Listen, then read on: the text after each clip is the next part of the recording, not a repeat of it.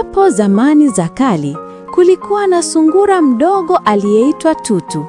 Tutu aliishi msituni kwenye kijumba kidogo cha majani, karibu na mto uliokuwa unatiririka kwa sauti ya kupendeza. Tofauti na wanyama wengine, Tutu hakuwa na nguvu kama simba wala ukubwa kama tembo, lakini alikuwa na moyo wa ujasiri na upendo.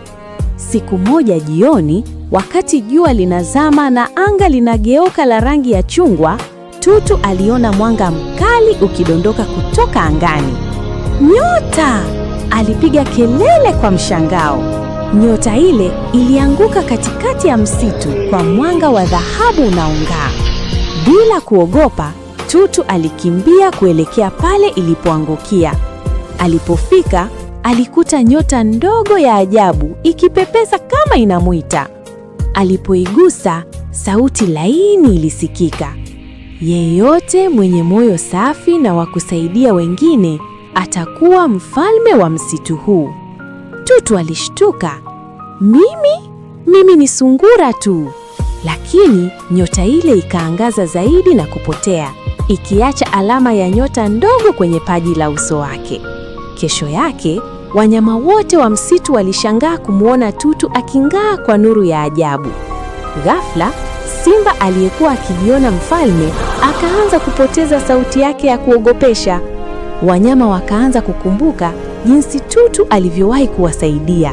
Aliwahi kuwavusha vifaranga mtoni, aliwahi kumgawia kobe chakula na aliwahi kuonya swara kuhusu mtego wa wawindaji. Tembo mzee akasema, ufalme si nguvu, ni moyo. Tutu ndiye anayestahili kuwa mfalme wa msitu huu.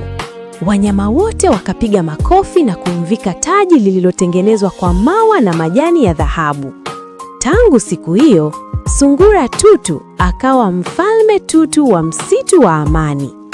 Alitawala kwa hekima, upendo na haki. Hakuwahi kujivuna wala kusahau marafiki zake.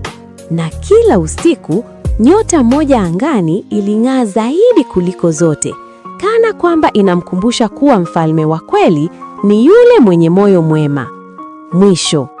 Funzo: ufalme wa kweli haupatikani kwa nguvu, bali kwa wema na moyo safi.